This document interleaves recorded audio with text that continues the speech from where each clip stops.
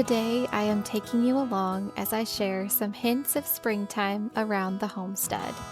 We had a beautiful warm day recently, and we took the opportunity to spend time outside and do some work around the homestead to get ready for springtime. I also spent some time in the kitchen as I made a sourdough starter for the first time and tried out some sourdough recipes. Welcome to our wilderness home. We're so glad you're here. My husband has been working on these raised beds for part of our garden. Our main garden is on the other side of our property, so he wanted an area that was nearby our house for some of the things that he wants to plant. Now, I know gardening is kind of like our classic homestead woman type of thing, but actually gardening has been something that my husband has really enjoyed doing ever since he was a kid, really. And he has always tried to do a garden every year. I think since he's been like high school age or right out of high school, he has done a garden every year that we've been married. And every year he is always learning more things, and the yields that we get at the end of the season is always just a little bit more than the year before. I am hoping to help out a lot more this year with the garden. I finally took the leap and made a sourdough starter. I think the waiting a week is really what deterred me for the longest time to actually start a sourdough starter. Talk about the need for instant results. I also got a push when I learned that a couple of my friends also wanted to try to make a starter, so we kept each other updated and maybe a little accountable too via text throughout the week on our progress. Slowly but surely, I got my starter going on a Monday, and I kept with it for the full week. These clips were taken throughout the week. I followed the recipe from Farmhouse on Boone, and I'll link it in the description if you want to try it out too.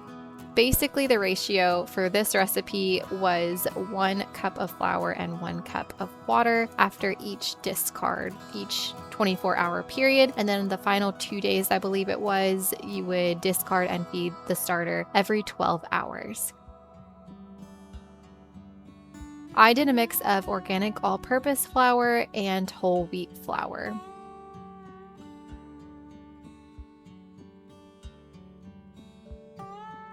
Once my starter was finally active, and I knew it was active because it was bubbling over the jar and onto my countertop, which I did not expect. Once this happened, I decided that I definitely needed to make something immediately.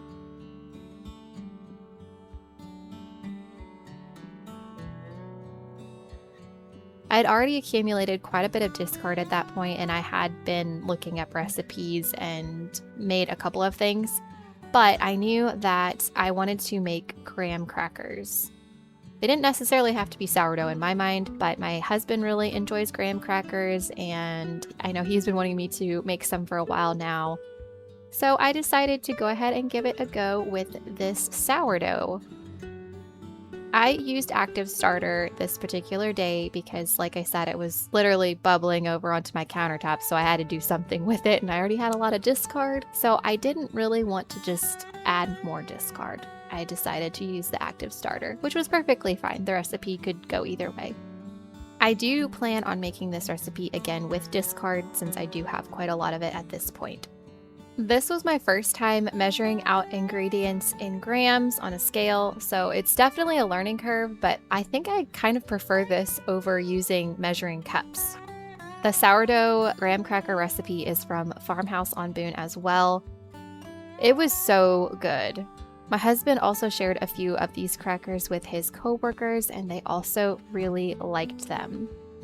I think I was supposed to roll out the dough a little bit more than I did, but I mentioned that to my husband and he liked them just the way they turned out. They were definitely a little bit cakier and kind of more of like a cookie than a cracker.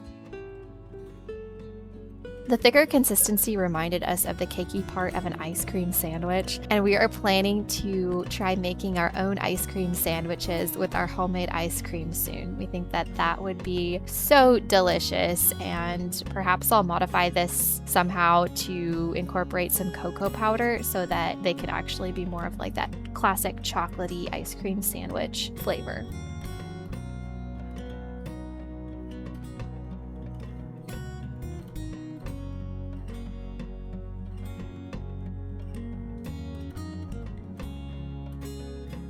Now back to some thoughts on my experience with sourdough this week.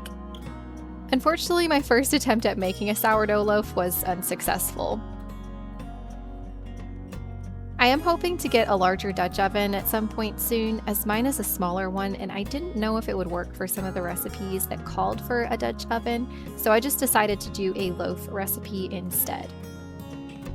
So I did find a recipe and I tried it, but I was unsuccessful. I think it was probably user error more than anything. The recipe had really great reviews, but I think I just still don't really know what I'm doing exactly. Well, I for sure don't, because I just started this week.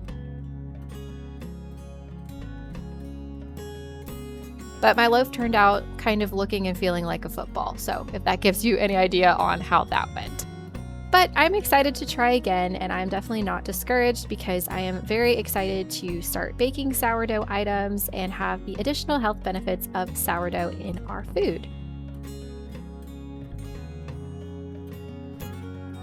One of the hiccups I ran into with this was the parchment paper and the dough kind of sliding all over the place when I was trying to roll it out into a flat rectangle for the crackers. And I think what I will try to do next time is to take a silicone baking mat and to lay that down first and then put the parchment paper and dough on top of that.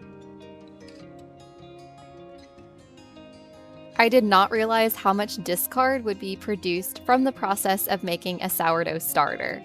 Initially, when I was interested in dabbling in sourdough a couple of years ago, I was a little bit taken aback by the whole discard idea because I didn't really want to just waste food and literally throw stuff in the trash. Because let's face it, food is expensive and that doesn't seem like being a good steward over what you have. Well, I did some research online, and I'm sure this isn't new to some of you, but I learned that you can actually store the discard in the refrigerator for 1 to 2 weeks in an airtight container. So that is what I did and am doing currently, and I have a lot of it. So I'm definitely looking for more recipes that involve the use of the sourdough discard. These graham crackers get me so excited for summer. These would also be really fun to have as s'mores around a fire. I love hanging laundry out to dry. Our clothesline is a retractable line that connects to one of our buildings and a tree. I don't know exactly which one I have since I did buy it a few years ago, but I will be sure to link a similar one in the description. When I realized I was going to have a lot of discard to work with, I started looking online for some discard recipes. I found this recipe for sourdough crackers from Farmhouse on Boone. I didn't have any Parmesan cheese as the recipe called for, so I added some mild cheddar cheese instead, and it seemed to work just fine. I think you probably could have just added any type of cheese and it would have been delicious. I'm guessing Parmesan was chosen because of it being a bit of a harder cheese, and this mild cheddar was a bit softer. These were tasty, but I did have to make them a couple of times to get them right. The first time was almost a complete failure. They looked good, but I thought I would keep them in the oven just a little bit longer to crisp up the edges. Well, that didn't go so great, as the edges got way too crispy and were burnt beyond edible. It's a good thing it was a nice day because the windows were definitely open after that experiment. The next time that I made these crackers, I realized that I still had made the batter too thick in the middle. Because the batter was so thick in some areas, I had to pop the crackers back into the oven a couple of times to get them crispy. They eventually did get crispy, but just taking them out of the oven just to put them back in again multiple times got a little bit old. So I definitely will pay a little more attention to the thickness of the batter when I do put the batter out on the parchment on the baking sheets. I will keep trying this recipe because it is so easy to make, it uses a lot of discard, and the crackers are really tasty. This year, we bought most of our seeds from True Leaf Market, and we wanted to start our own plants from seed instead of buying the plants pre-grown at the store. We are definitely still learning, so hopefully some of these do end up making it, but we did have a couple of issues with a few of them. But I think we will be able to get a lot of them going. We also got this really cool little mini greenhouse this year for our seeds, and I'll link it below if you're interested in checking it out. Now, I know that pumpkin doesn't really scream springtime, but I wanted to share this recipe because these are just so delicious. These are gluten-free pumpkin chocolate chip muffins. I had some canned pumpkin that I had gotten on sale pretty recently from the end of the season, but it was still in date, and I have made this recipe before and thought, you know what, let's do it again. These are certainly so delicious, and just because they're pumpkin, just because they're gluten-free, does not mean that they are lacking flavor. They are just so good, you guys. And yes, we did eat these on the day that it was 60 plus degrees outside, and we didn't mind a bit that they were pumpkin flavored. These are gluten-free. I have been meaning to try this recipe with regular flour to see if they taste just as good. I have not experimented with that yet, but that is definitely on my list because these are just really, really good. This recipe is from Meaningful Eats, and I will link it below. If you're looking for other tasty and easy gluten-free recipes, I highly recommend Meaningful Eats. I know that there are also some Meaningful Eats cookbooks out there too, and I would love to get one of those soon. But for now, we'll just go ahead and use the online resources on the Meaningful Eats website. While no one in our household has any kind of gluten intolerances or anything like that, we do have some friends and family who do need to be gluten-free, so I am pretty used to baking gluten-free. But sometimes gluten-free stuff, it just doesn't really turn out quite the same. It doesn't taste like the real thing, and that is why I really like this recipe, because you can't even tell that they're gluten-free, honestly. Like, my husband likes them, I like them, they're just really tasty, and you wouldn't even really know that they were gluten-free unless I told you. So yes, this is a pumpkin muffin recipe and we're talking about spring, but I think that this still tastes amazing even if it does have pumpkin in it.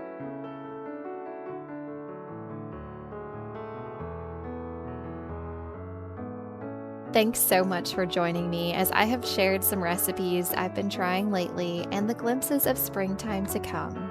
If you enjoyed this video, it means so much if you give it a like. Be sure to subscribe to follow along on our journey as we focus on making meals from scratch, doing projects around our little homestead, and making the most of what we have been given by being good stewards of those good gifts from God. Thanks again for stopping by our wilderness home. We'll see you soon.